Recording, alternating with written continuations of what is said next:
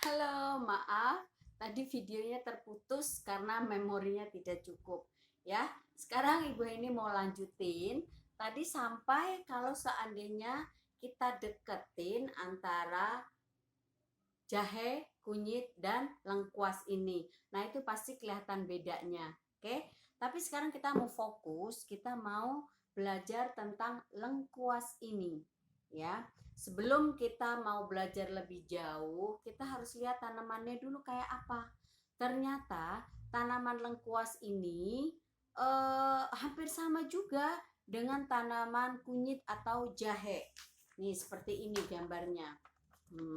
Nih, mirip kan daunnya, ya tuh, daunnya mirip seperti pohon jahe, tanaman jahe tuh, ya Bu Heni deketin, mirip ya. Jadi kalau masih kelihatan pohonnya, kita susah bedainnya itu pohon apa ya. Tapi kalau sudah pengalaman mungkin udah tahu pohon jahe, pohon kunyit, pohon lengkuas itu pasti udah tahu. Tapi kalau kayak kita ini jarang melihat, itu pasti susah bedainnya antara pohon jahe, lengkuas atau kunyit. Oke, ya. Nah, kita udah tahu nih pohonnya. Kita udah tahu lengkuasnya itu seperti apa. Kita juga harus tahu ini sebenarnya kalau tanaman seperti ini, kalau ini buat masak juga pasti ada manfaatnya. Untuk apa ya manfaatnya ya? Nih, Bu Heni juga sudah print karena Bu Heni nggak bisa hafal manfaatnya apa aja. Nanti anak-anak juga tidak perlu menghafalkan. Yang penting anak-anak tahu dan bisa membedakan eh, antara tadi seperti jahe, kunyit, lengkuas. Dan manfaatnya juga anak-anak yang penting tahu kalau ternyata lengkuas ini juga bermanfaat. Oke, Bu Heni mau bacakan manfaatnya. Yang pertama, yaitu selain lengkuas ini berguna sebagai bumbu masakan karena dengan pakai lengkuas ini bisa membuat masakannya lebih sedap lagi. Nih ya berguna jadi kalau buat masakan ya. Nah, Bu Heni tanya dulu sebelumnya. Kalau lengkuas ini kan buat masakan. Kira-kira buat masakan apa aja ya? Kalau Bu Heni sih eh, masak sayur asem itu pakai lengkuas ya, mungkin mama atau papa atau mbak yang lain mungkin selera masing-masing ya. Tapi kalau Bu Heni masak sayur asem, tahu kan sayur asem, nah itu pakai lengkuas juga. Seperti kalau tumis-tumis numis sayur-sayur itu Bu Heni biasanya pakai lengkuas ini ya. Nah, selain untuk penyedap masakan, lengkuas ini berkhasiat bermanfaat anti jamur. Wow, ternyata buat anti jamur. Maksudnya apa? Jamur itu apa? Bukan jamur yang makanan dimasak terus dimakan, itu bukan. Jadi anti jamur itu maksudnya kalau kulit kita nih, misalnya ada panu, kadas, kurap. Nah, ini bisa mungkin dipotong terus gosok-gosok gitu.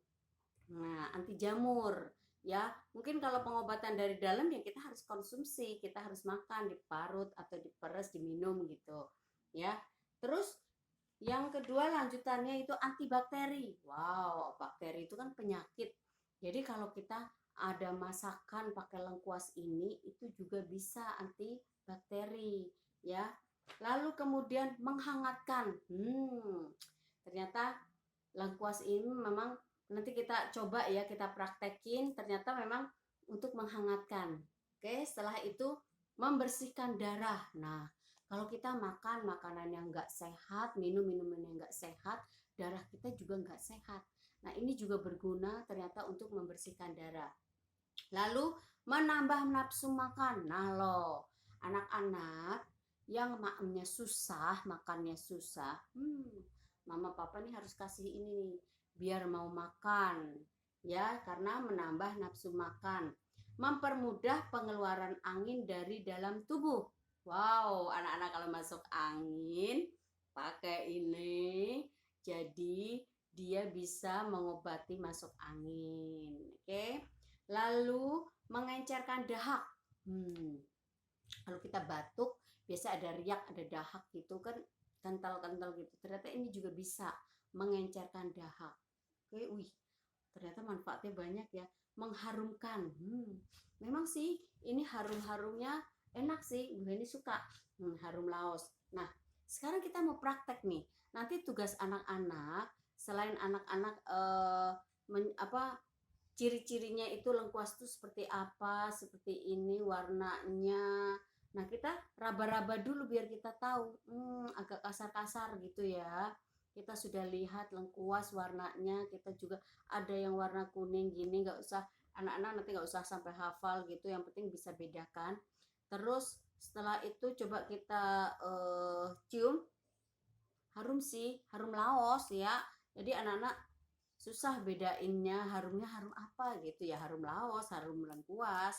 Terus kalau kita ini udah dicuci, kita coba